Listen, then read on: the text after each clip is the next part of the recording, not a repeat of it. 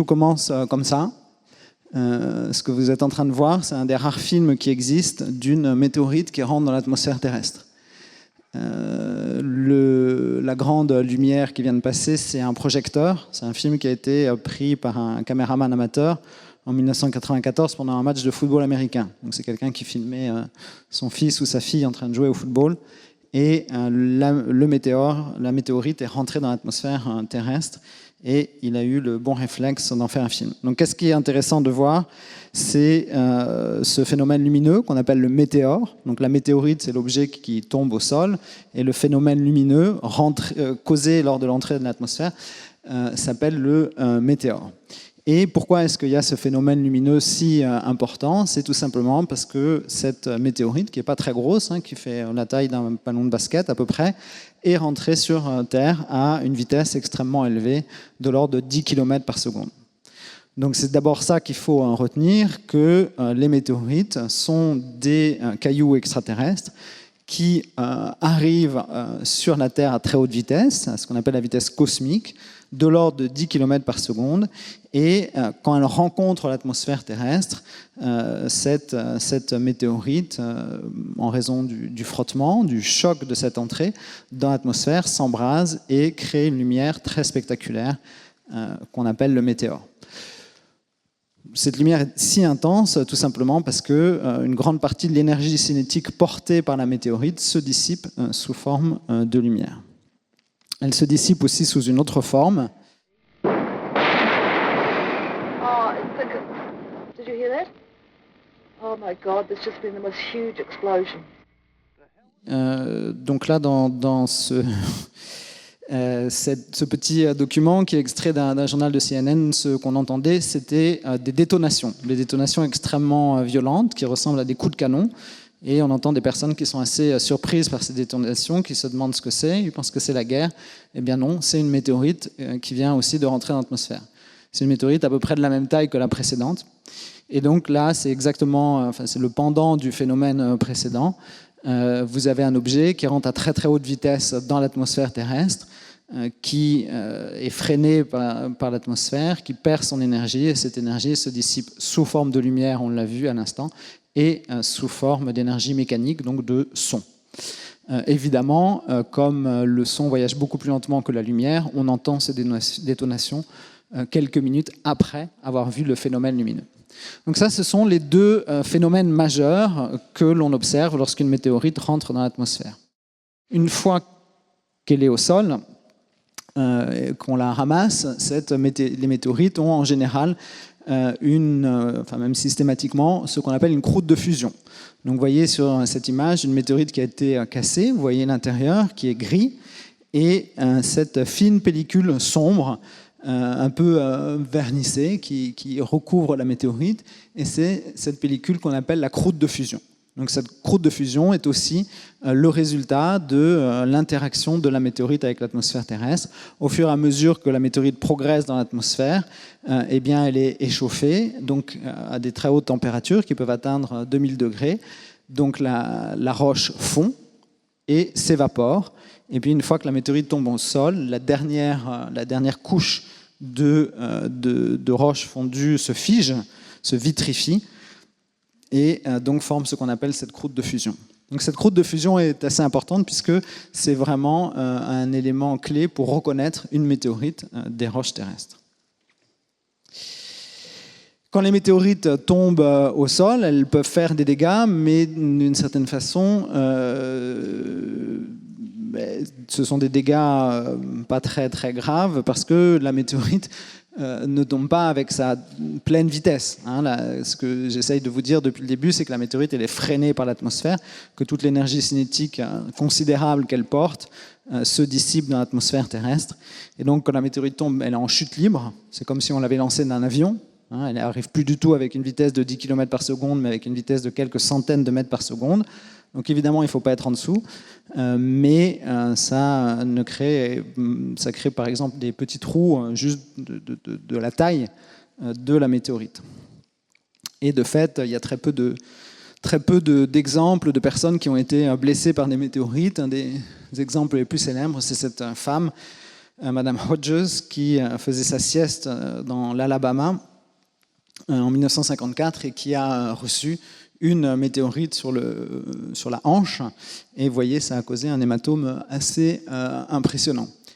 Et donc, cette Madame Hodges est un des rares cas de personnes qui a été blessée par une météorite. Alors, la météorite a été freinée par le toit de la maison. Probablement, si elle l'avait prise sans qu'elle fût freinée, elle aurait beaucoup plus souffert que cela n'a été le cas.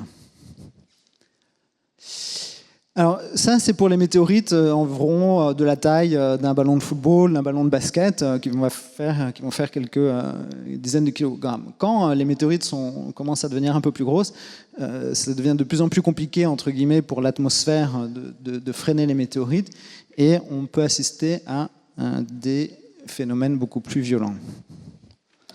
Alors.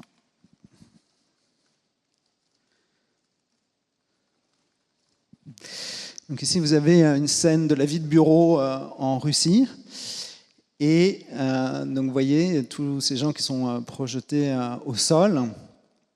Et on va voir une scène un petit peu similaire dans un instant.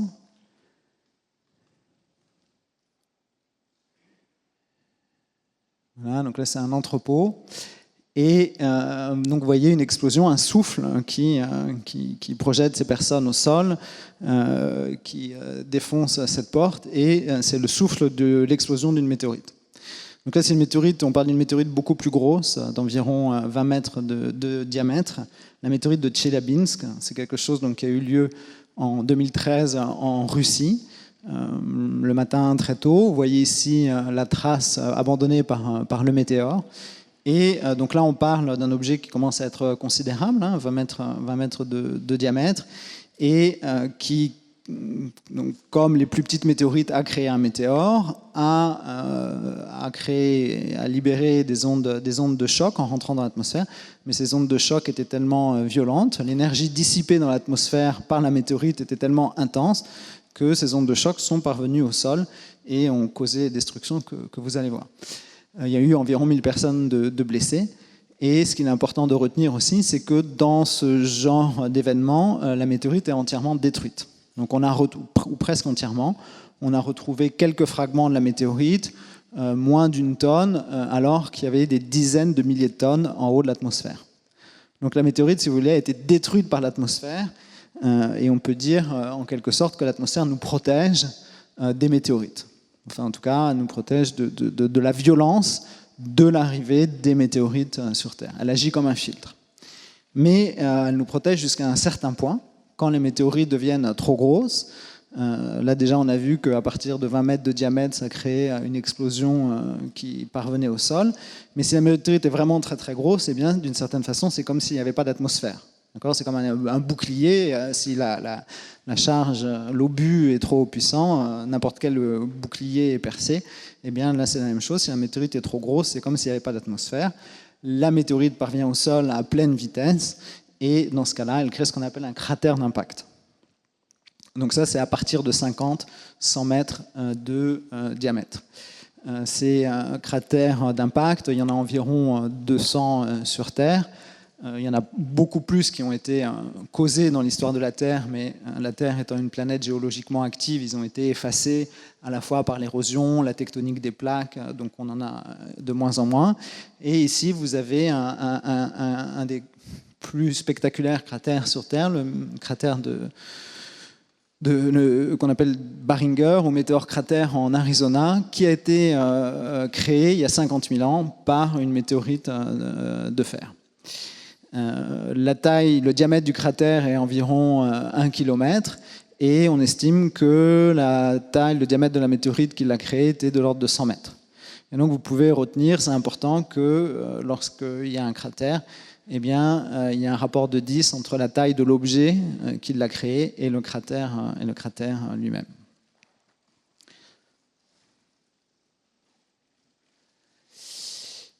Alors, heureusement, les objets qui forment des cratères, comme le cratère de Barringer, le météore cratère, sont relativement rares. plus on va vers des tailles élevées et plus les météorites sont rares. Heureusement, sinon on ne serait peut-être pas là pour en parler. C'est quelque chose sur lequel je reviendrai tout à l'heure. Et donc pour vous donner un petit peu une idée de cette fréquence des chutes de météorites, vous avez cette petite synthèse. Et donc un objet comme celui qui a créé un météore-cratère, c'est environ tous les 50 000 ans sur Terre. À l'heure actuelle, le flux est dominé par ce qu'on appelle les micrométéorites, qui sont des toutes petites poussières qui font moins d'1 millimètre. Et ça, il y en a à peu près 20 000 tonnes qui arrivent sur la Terre chaque année, en haut de la Terre chaque année. Et pour ce qui est des tailles intermédiaires, les météorites dont j'ai parlé un petit peu au début, comme celle de Peekskill qui a été filmée, comme celle qui a blessé Madame Hodges, eh bien, il y a environ 10 tonnes par an pour les météorites de masse environ 1 kg. Donc vous voyez que, encore une fois, les événements les plus violents, les plus massifs sont les plus rares. Alors, pour avancer un tout petit peu, je vais faire une distinction un petit peu sémantique qui est importante. Donc, quand on travaille sur les météorites, on fait vraiment une distinction importante entre les chutes et les trouvailles. Donc il faut bien voir que la plupart des météorites qui arrivent sur Terre passent inaperçues, c'est-à-dire qu'elles rentrent sur Terre et s'il n'y a personne pour les voir ou personne pour les ramasser, eh bien, elles restent là où elles sont tombées. Et de toute façon, 80% évidemment des météorites tombent dans les océans et ne sont jamais récupérées. Donc ce qu'on appelle les chutes, c'est-à-dire les météorites dont on a vu le météore et qu'on a ramassé immédiatement ou disons quelques jours après qu'elles soient tombées, on appelle ça des chutes observées. Ce sont évidemment les objets sur lesquels on préfère travailler puisqu'ils sont beaucoup plus frais par rapport aux trouvailles. Et les trouvailles, ce sont des météorites que l'on trouve soit par hasard, soit à la suite de campagnes systématiques, par exemple dans des déserts, je vais y revenir dans un instant.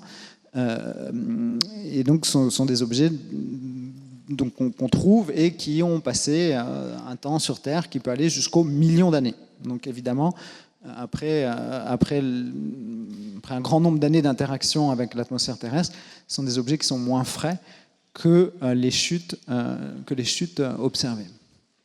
La majorité des météorites qu'on a dans nos collections sont des trouvailles, et il y en a, j'ai vérifié le chiffre aujourd'hui, il y en a plus de 65 000.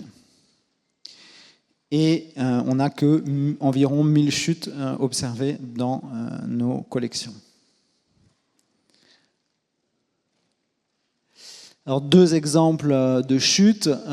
La première chute européenne à avoir été conservée, la deuxième au monde, une météorite qui s'appelle Ensisheim, qui fait partie des collections du muséum et qui est tombée en 1492 en Alsace, qui à l'époque faisait partie du Saint-Empire romain germanique. Et vous voyez une gravure d'époque qui montre la météorite qui tombe un peu à l'extérieur des murs de la ville et qui a été observée par des paysans qui étaient en train de labourer leur champ. Donc cette météorite, à l'époque, a été considérée comme un signe, un prodige, un signe envoyé par Dieu pour influencer le cours des choses humaines. Un exemple de trouvaille maintenant, c'est la météorite de Caille, qui est aussi un spécimen emblématique des collections du muséum. Donc c'est une météorite du XVIIIe siècle qui a été trouvée par hasard dans les montagnes de Lodiberg, dans les Alpes-Maritimes, au-dessus de Grasse, qui a été trouvée par un berger qui a alerté les gens de son village. Ils sont venus chercher la météorite. Donc c'est une météorite qui est en fer pur. Et immédiatement, le maréchal Ferrand du village a essayé d'utiliser ce fer pour forger comment on appelle ça, des fers pour les mulets, même pas pour les chevaux, parce que c'est une région assez pauvre, ils n'avaient pas de chevaux, mais il n'a jamais vraiment réussi à utiliser ce fer qui est assez peu malléable. Et la météorite a été abandonnée devant l'église du village où elle a servi de banc pendant environ 50 ans jusqu'à ce qu'au début du XIXe siècle, un naturaliste la repère et qu'elle fasse son chemin jusqu'au muséum. Donc ça, c'est une trouvaille, et cette météorite, on ne sait pas quand est-ce qu'elle est tombée sur Terre. Dans certains cas, on est capable de le dire, on peut faire des mesures qui nous le disent, dans d'autres non, et pour celle-ci, on n'a pas de chiffres très, très précis. Donc c'est un gros objet qui fait peut-être le cartel là, qui est au premier plan, fait une quinzaine de centimètres, donc c'est un objet qui fait à peu près de taille métrique, assez impressionnant, et qui pèse évidemment très très lourd, puisque c'est du faire-peur. Donc ça, c'était NCSIME, une chute. On a vu l'image des gens qui observent l'entrée atmosphérique de la météorite. Et ça, c'est une trouvaille dont on ne sait pas quand est-ce qu'elle est tombée sur Terre. Alors j'ai mentionné tout à l'heure, j'ai parlé de recherche systématique de météorites. Et effectivement, on va là où il y a le plus de météorites à trouver et où on va les chercher, ce sont les déserts chauds. Alors pourquoi est-ce qu'on va dans des déserts? Eh bien, tout simplement parce que si une météorite tombe dans un désert, elle se conserve beaucoup plus longtemps. Si vous avez une météorite qui tombe en Auvergne, par exemple, en raison des précipitations, des activités, peut-être aussi des forêts, elle va survivre assez peu de temps, alors que si vous avez une météorite qui tombe dans un désert, elle va pouvoir rester là où elle est tombée pendant des siècles, des millénaires, voire, dans certains endroits, des millions d'années. En plus, quand on organise ces recherches systématiques, elles sont beaucoup plus faciles à repérer dans un désert que, par exemple, dans une forêt. Et donc, c'est pour ça qu'on organise des collectes systématiques de météorites dans l'Atacama, où on va tous les ans, avec une équipe de l'Université d'Aix-Marseille, chercher des météorites. Donc, le désert d'Atacama, c'est un désert extrêmement aride depuis très très longtemps, qui se situe au nord du Chili et au sud du Pérou, et qui est extrêmement désertique parce que c'est une région coincée entre l'océan Pacifique et les Andes, donc les précipitations sont bloquées soit au-dessus de l'océan, soit au-dessus de la grande chaîne montagneuse. Et la méthode de recherche de météorites est extrêmement simple. Il consiste juste à marcher en rang pour ne pas en rater. Donc on se fait en formation de tirailleurs et on passe la journée comme ça à regarder par terre. Donc vous voyez que le sol, là, c'est une des zones les plus favorables parce que le sol est vraiment à grains très fins et les roches sont assez... les petits cailloux sont assez rouges et donc c'est assez facile de voir une météorite qui ressemble à ça. Donc les météorites, pour la plupart, sont riches en métal, contrairement en fer métallique, contrairement aux roches terrestres. Vous savez qu'à la surface de la Terre, le fer est toujours oxydé, il n'est jamais à l'état réduit, il n'est jamais à l'état métallique. Et donc une des propriétés des météorites, c'est de contenir du fer à l'état métallique. Et même si l'Atacama c'est très très sec, au bout d'un moment, eh bien, ce fer rouille. Et donc les météorites prennent une espèce de teinte un peu chocolat qui nous permet de les repérer. Donc ce que vous voyez là, c'est une météorite exactement comme on l'a trouvée au milieu des petits cailloux de l'Atacama. Donc ce sont des collectes qui sont assez efficaces. Pour vous donner une idée, on passe à chaque fois 2 semaines sur le terrain. On est une quinzaine, entre 12 et 15, et on trouve souvent plus de 500 météorites. Donc c'est vraiment très, très efficace. Et pourquoi est-ce que c'est très efficace? Encore une fois, eh bien parce que l'Atacama est un désert très très vieux, et donc les météorites se sont accumulées pendant très très longtemps. Donc on trouve les météorites qui sont tombées dans cet endroit entre hier et puis il y a 1 million d'années. Si on fait la même chose dans le Sahara, qui est aussi un endroit assez privilégié pour aller chercher des météorites, on en trouve beaucoup moins par kilomètre carré, parce que le Sahara est un désert beaucoup plus jeune, et beaucoup plus humide également, que l'Atacama. Donc l'Atacama est vraiment un des endroits les plus favorables. Et comme le disait votre... alors, ça c'est pour illustrer un des spécimens que l'on a trouvé dans le désert d'Atacama. Donc ces collectes elles sont très efficaces, je le disais. Elles nous ont permis de découvrir des tas de spécimens assez rares, dont celui-ci qui est une météorite de fer. Et quand on l'a coupé, donc déjà quand on l'a trouvé, on était extrêmement contents parce que c'est la première météorite de fer. On n'a trouvé jusqu'à maintenant qu'une seule météorite de fer dans l'Atacama. Donc je me souviens encore de l'excitation de la découverte, alors que c'était il y a 10 ans. presque. Et on a eu une deuxième excellente surprise quand on est rentré au laboratoire et qu'on a scié la météorite pour voir de quoi l'intérieur était fait, puisque c'est ça qui nous intéresse, hein, c'est l'intérieur de la météorite. Eh bien, on a eu la surprise de découvrir à l'intérieur ces espèces de fleurs de graphite et qui sont tout à fait extraterrestres et qui ont été probablement formées dans cette météorite il y a des milliards d'années. Alors, comme le disait votre camarade, effectivement, un autre endroit extrêmement privilégié pour aller chercher les météorites, c'est l'Antarctique. Donc, l'Antarctique, pourquoi l'Antarctique? Eh bien, tout simplement parce que l'Antarctique a un glacier dans lequel, à très grande échelle, au centre duquel les météorites tombent. Et ensuite, les mouvements de la glace emmènent ces météorites vers la côte et parfois, la glace rencontre, il y a tout un endroit de l'Antarctique où la glace rencontre une chaîne montagneuse et ces météorites sont bloquées dans la glace par une chaîne montagneuse et comme il y a beaucoup de vent en Antarctique, eh bien, la glace au pied des montagnes s'évapore et les météorites relativement remontent. Et donc, au pied des montagnes, vous trouvez des dizaines et des dizaines de météorites. Et donc là, c'est ce que vous voyez, hein, c'est une équipe de recherche de météorites en Antarctique au pied des montagnes. Les collectes en Antarctique sont aussi extrêmement efficaces. Puisqu'il y a plus de 40 000 météorites qui ont été trouvées depuis les premières collectes dans les années 60, à la fin des années 60.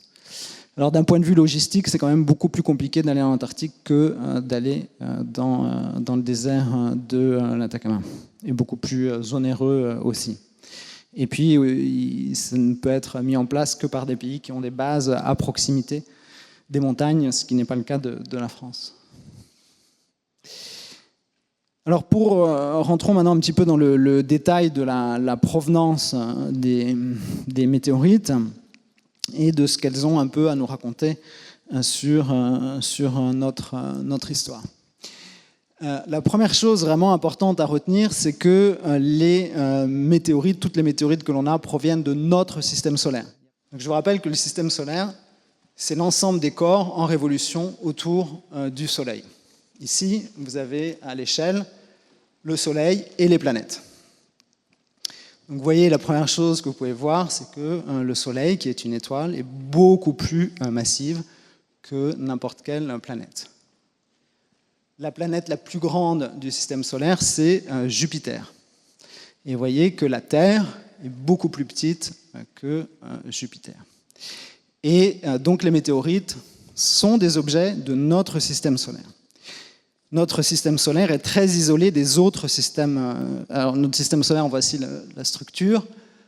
Vous avez donc le Soleil au centre, ensuite les planètes telluriques qui tournent autour du Soleil dans les zones internes, Jupiter qui forme une espèce de frontière, et au-delà de Jupiter, les planètes géantes, Saturne, Uranus, Neptune et Pluton. Tout ça, c'est extrêmement petit. J'ai mis une échelle, 1 millième d'année-lumière environ, c'est l'échelle caractéristique des distances entre les planètes. Donc c'est quelque chose d'extrêmement compact, que là on a dilaté pour les besoins de l'illustration. Et si vous regardez le ciel et que vous voyez les étoiles, donc on voit environ des milliers d'étoiles à l'œil nu, il y a 200 milliards d'étoiles peut-être plus dans notre galaxie. Et donc toutes ces étoiles probablement ont des planètes autour d'elles. Donc tout ça pour vous faire comprendre que notre système solaire c'est absolument minuscule à l'échelle de la galaxie. Autour de chacune de ces étoiles, vous avez probablement un système solaire. Tous ces systèmes solaires sont extrêmement éloignés les uns des autres, donc ils ne communiquent pas entre eux d'un point de vue solide. Donc c'est pour ça qu'on n'a pas du tout de météorites qui proviennent d'autres systèmes solaires. Tout est local, si je puis dire.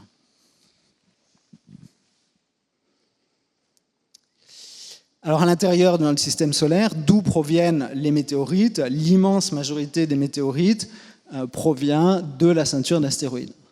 La ceinture d'astéroïdes, c'est un endroit du système solaire qui est situé entre Mars et Jupiter. Et les astéroïdes sont des objets de taille variable, entre quelques dizaines de mètres jusque, pour le plus gros, environ 1000 km de diamètre. Donc ici, vous avez un ensemble d'images d'astéroïdes. Alors il faut bien vous rendre compte qu'il y a 10 ans ou 15 ans, dans un même cours, on n'aurait pas du tout eu ces images. Ces images sont vraiment le résultat du développement de l'exploration spatiale de notre système solaire. Donc les astéroïdes sont des objets très très petits. Au télescope, c'est vraiment un point de lumière.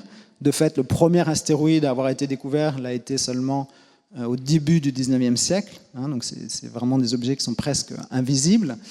En tout cas, ils sont invisibles à l'œil nu, c'est certain, et il faut des télescopes suffisamment puissants pour les voir. Et maintenant, on arrive à envoyer des sondes spatiales à proximité de ces astéroïdes qui permettent à la fois d'en faire des images et d'en étudier la composition, la géologie, etc.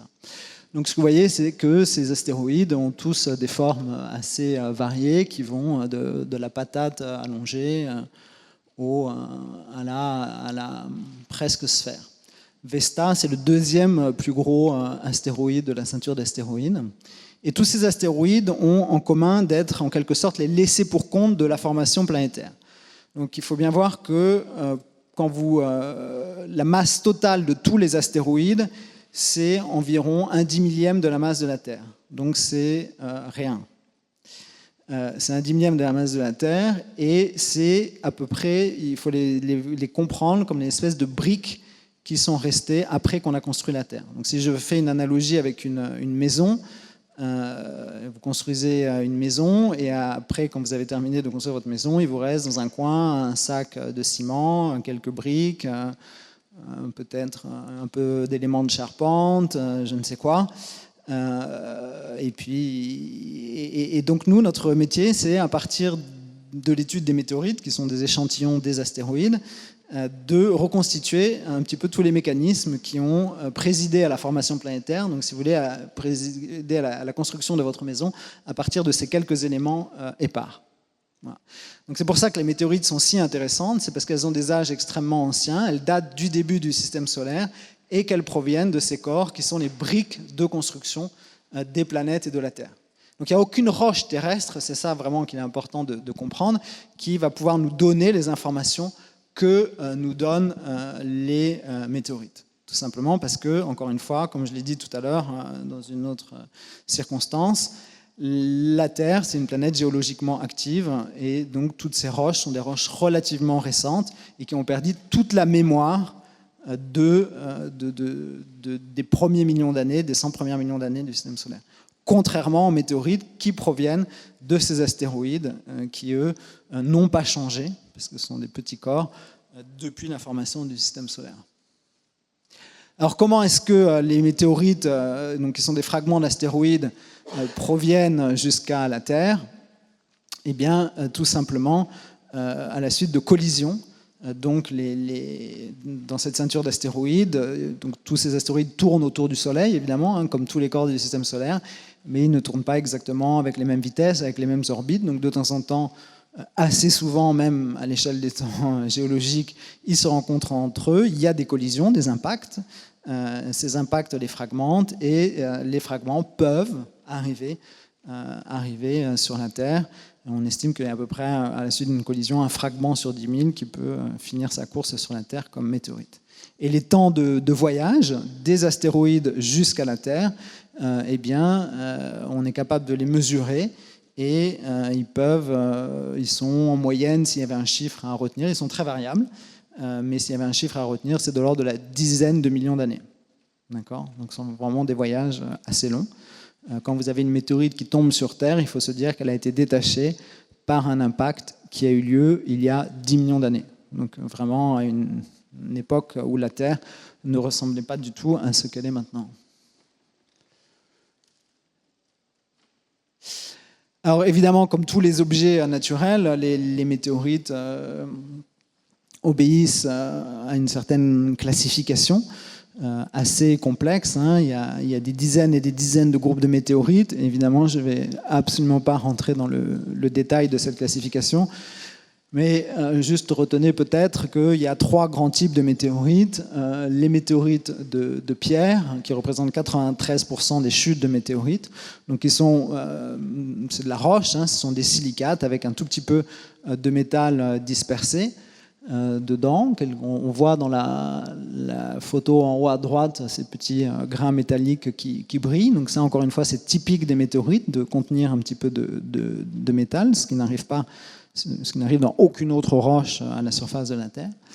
Il y a même 5% des météorites qui sont constitués de métal pur, de fer métallique pur. Donc on les appelle les sidérites. Donc ces objets sont assez rares et ils sont connus des hommes depuis très longtemps, puisqu'on a découvert dans des tombes en Égypte et ailleurs des objets, très souvent des objets précieux, fabriqués dans ce fer météoritique. Et puis 1% des météorites, on les appelle les météorites mixtes, et c'est une espèce de mélange entre à peu près à moitié-moitié entre des roches et du métal. Alors je vais parler un peu plus des pierres, puisqu'elles ont à voir avec cette question de l'émergence de la vie.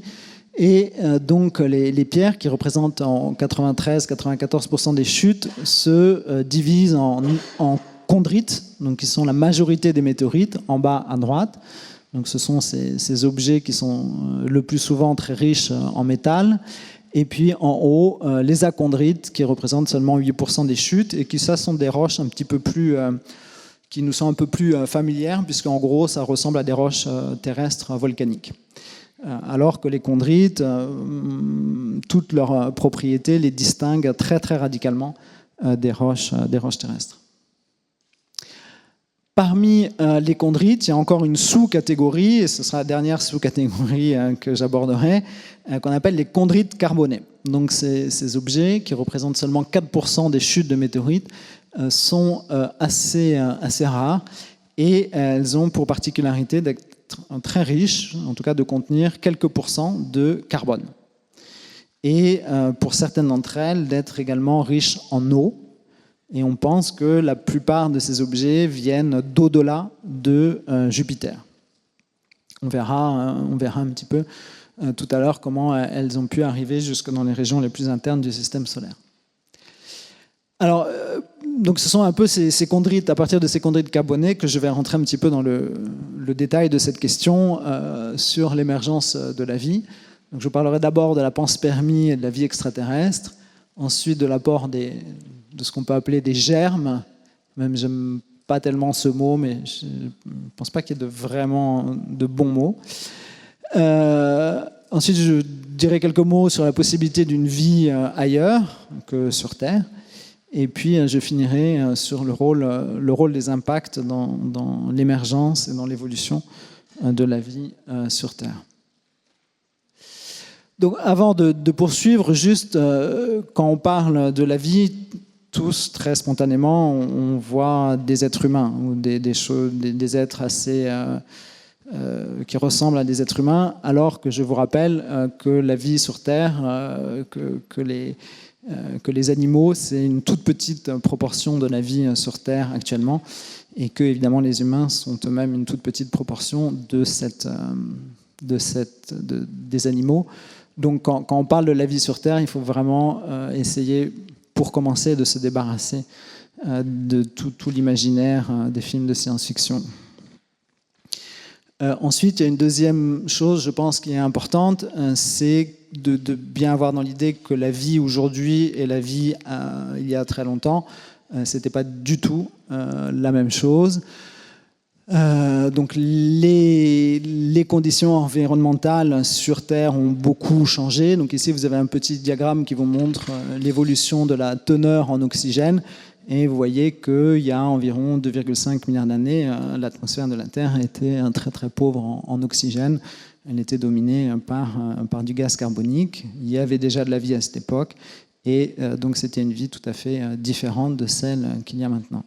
Donc quand on parle de l'émergence de la vie, d'une certaine façon, on ne sait même pas trop de quoi on parle, puisque les fossiles les plus anciens que l'on connaisse, peut-être, parce que c'est difficile d'être certain pour des objets aussi anciens, auraient 3,4 milliards d'années, mais ça ne veut pas du tout dire que ce sont les premiers organismes à être apparus sur Terre. Donc je pense qu'il faut déjà toujours avoir un peu ces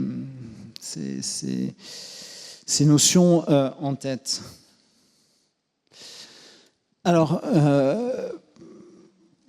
de façon, disons, à l'époque moderne, la première fois que cette idée de panspermie, qui est d'une certaine façon une idée assez ancienne, qui avait déjà été évoquée sous d'autres formes pendant l'Antiquité, à l'époque moderne, la première personne à la formuler, c'est Lord Kelvin, qui était né William Thomson, et donc qui a eu l'idée que la vie avait été apportée sur Terre par des météorites. Donc il avait cette image de graines qui se déplaçaient dans l'espace avec les météorites comme véhicule. Alors cette idée a eu rapidement un assez grand succès et assez rapidement, il y a des gens qui ont voulu avoir trouvé des fossiles dans les météorites. Et donc un des cas les plus célèbres, c'est ce minéralogiste amateur qui était avocat de formation, Otto Hahn, qui a annoncé avoir découvert des milliers de fossiles de coraux dans les météorites. Et donc il a publié tout un ouvrage avec ses dessins de coraux dans les météorites. Son idée a été évidemment très vite démentie. Ces objets qu'il voyait dans les météorites s'appellent des chondres et sont tout simplement des objets formés à très très haute température, très très tôt dans l'histoire du système solaire et que l'on trouve dans l'immense majorité des chondrites et qui ont même donné leur nom à ces objets qu'on appelle les chondrites. Donc cette idée a été très vite démentie.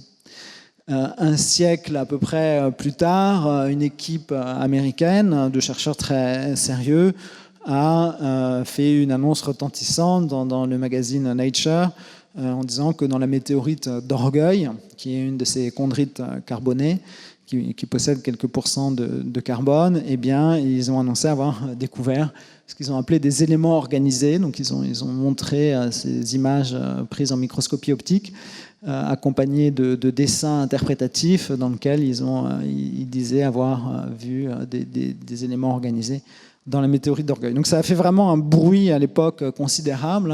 Ça a été repris par la presse scientifique, mais aussi par la presse de vulgarisation et même par la presse grand public.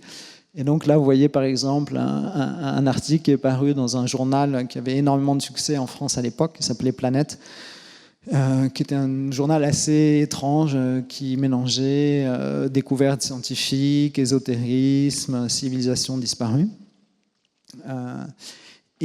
Donc cet article commence avec qui reproduit un des éléments organisés observés par les Américains, un article un peu à sensation s'intitulant « La vie existe ailleurs ».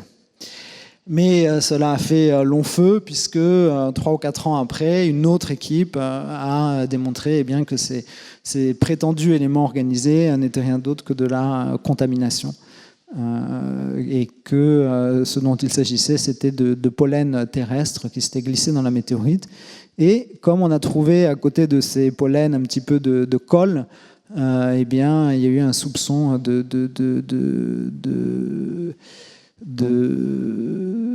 contamination, disons, volontaire. En 1996, c'est la dernière des annonces en date spectaculaires concernant un peu la panspermie, enfin la dernière en date, mais certainement pas la dernière. Il y a une équipe américaine également qui a annoncé, et ça a été immédiatement repris par le président Clinton à l'époque, avoir découvert des vers dans une météorite provenant de Mars. Je ne l'ai pas dit tout à l'heure, j'ai dit que 99% des météorites provenaient des astéroïdes et le pourcent ou en dessous du pourcent restant provient de Mars et de la Lune. Donc on a 200, 300 météorites qui proviennent de Mars. Et à l'intérieur de cette météorite, eh bien, l'équipe de McKay a prétendu avoir découvert des vers extraterrestres. Oui, inutile de dire que ça a été rapidement... donc ça a suscité, c'était au début de ma carrière sur les météorites, ça a suscité une excitation considérable. Il y a des dizaines de groupes dans le monde entier qui ont travaillé sur cette météorite-là, et assez rapidement un consensus a émergé pour dire que ces prétendus vers extraterrestres n'étaient rien d'autre que des artefacts analytiques. Donc exit l'idée d'une vie sur Mars. Alors, en revanche, il y a une idée qui demeure, qui est juste, mais je pense qu'il faut faire un petit peu attention à la façon dont on la formule, que souvent les journalistes la formulent de façon un peu trop spectaculaire, mais c'est cette idée que les météorites, sans avoir apporté la vie, aient apporté, disons, les germes ou les briques de construction de la vie. Mais comme je le disais, je pense qu'il faut faire très attention parce que souvent l'excitation des journalistes vient de ce qu'on a découvert, par exemple, des acides aminés ou des molécules de sucre dans les météorites. Mais quand même, je vous rappelle, et vous êtes mieux placé que moi pour le savoir, vous qui êtes biologiste, que des acides aminés et des sucres à la vie, il y a vraiment très, très, très, très loin. Donc il faut aussi se méfier de cette association beaucoup trop rapide. Néanmoins, voilà, il est effectivement intéressant de s'intéresser à l'origine sur Terre des éléments qu'on estime indispensables à la vie, comme certaines molécules organiques, l'eau ou encore des catalyseurs de réactions chimiques. Et donc on pense que beaucoup de ces éléments, de ces constituants, ont été apportés par les météorites. L'eau d'abord, donc l'eau sur Terre, il y a environ 1,4 10 puissance 24 grammes d'eau. Et la question de l'origine de l'eau est assez intéressante puisqu'on pense qu'au début du système solaire, quand les planètes se sont formées, eh bien, il n'y avait pas de l'eau dans les zones les plus internes, au niveau où se trouve la Terre actuellement.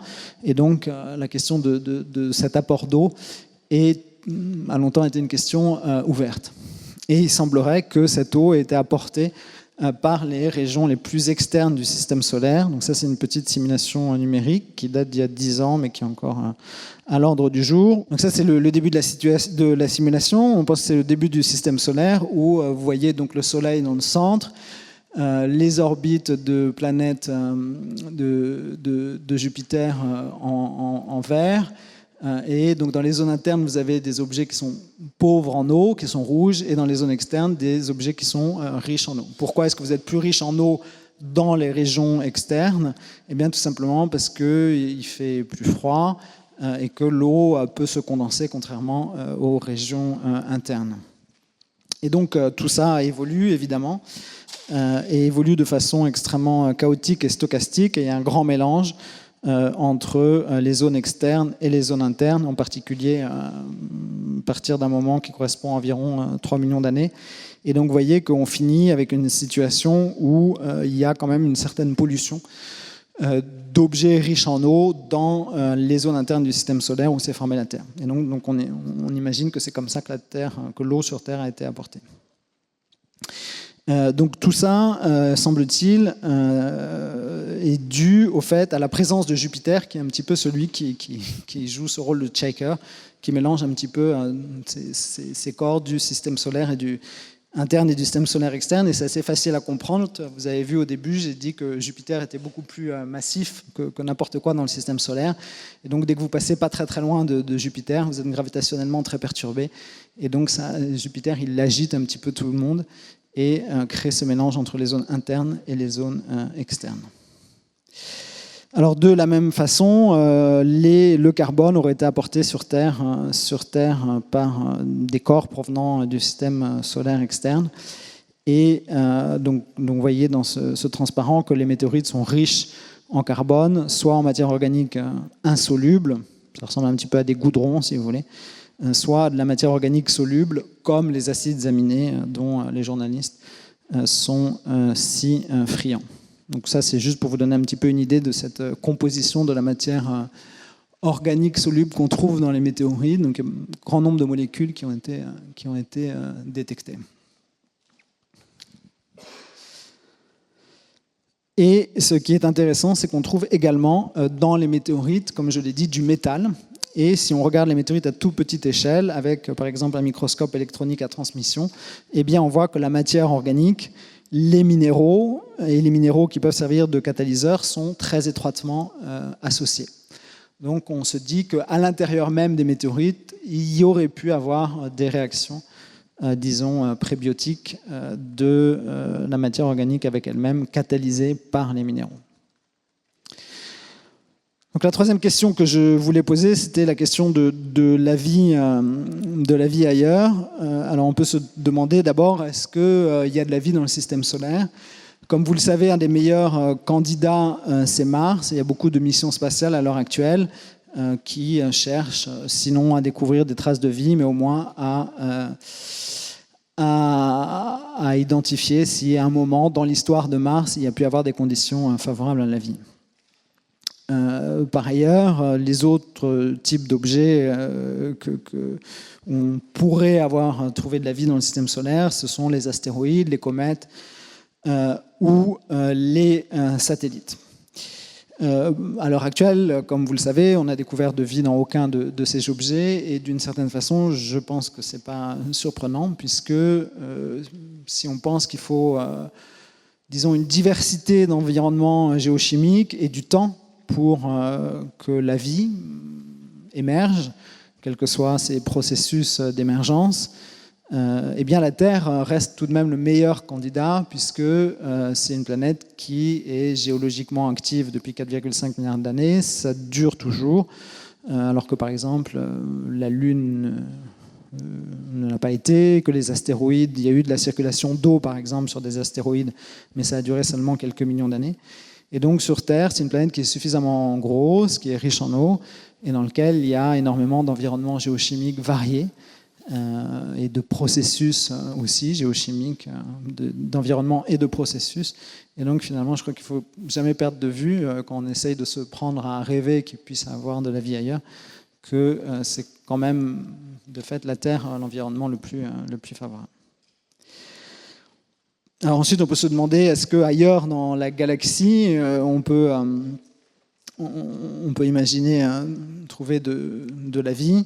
Donc là, ça devient presque une opinion. On n'a évidemment aucune indication scientifique. En revanche, il y a quand même quelque chose qu'il faut avoir à l'esprit, qui est une très grande découverte récente, qui a valu le prix Nobel à ses découvreurs l'an dernier, le prix Nobel de physique. Il y a un peu plus de 20 ans, on a découvert la première exoplanète autour d'une autre, la première planète autour d'une autre étoile que la nôtre. Donc cette découverte a été assez difficile évidemment à faire. La planète, on ne les voit pas.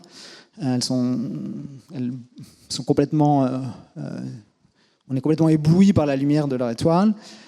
Et donc ce que les gens ont détecté, si vous voulez, c'est la petite vibration que la planète crée, induite sur le mouvement de l'étoile. Donc, en raison de la planète qui tourne autour d'une étoile, cette étoile, elle vibre très légèrement sur elle-même, et c'est cette petite vibration, en utilisant des spectroscopes extrêmement sensibles, qu'ils ont découvert. Donc ils ont découvert en 1995 cette première exoplanète, et maintenant il y en a près de 5000, et des traitements statistiques plus ou moins sophistiqués nous font penser que toutes les étoiles, ou l'immense majorité des étoiles, sont entourées de planètes. Donc ça ne veut pas dire nécessairement qu'il y a de la vie ailleurs, mais en tout cas, il y a des planètes autour de toutes les autres étoiles.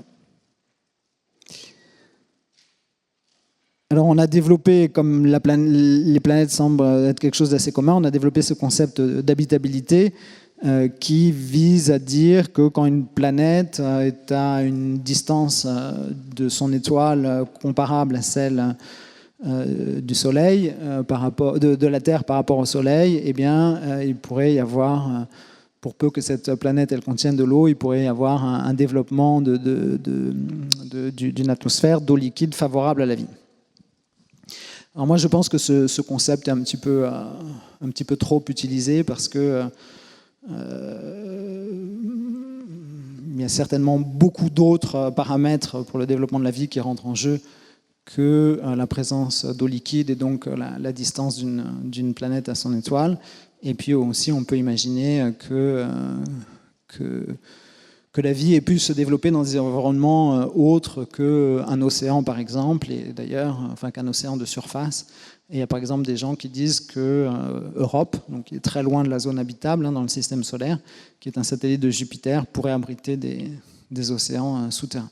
Donc cette notion d'habitabilité qui est très employée, je vous encouragerais à vous en méfier, ou en tout cas à réfléchir à ce qu'elle peut vouloir dire. Alors je vais essayer d'accélérer un tout petit peu en finissant avec le rôle des impacts. Donc ici vous avez une vue de l'astéroïde Vesta, et ce que vous pouvez voir, c'est qu'il y a des impacts partout. D'accord ? Donc ça fait vraiment partie de la vie des corps du système solaire de subir des collisions d'astéroïdes au cours de leur vie. Donc les impacts sont quelque chose qui ont ponctué la vie de tous les corps du système solaire.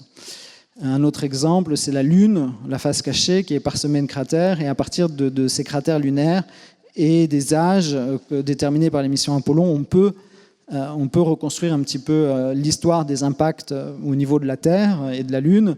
Et on constate que plus on recule dans le temps, eh bien, plus la densité de cratères, donc le nombre de collisions, était important.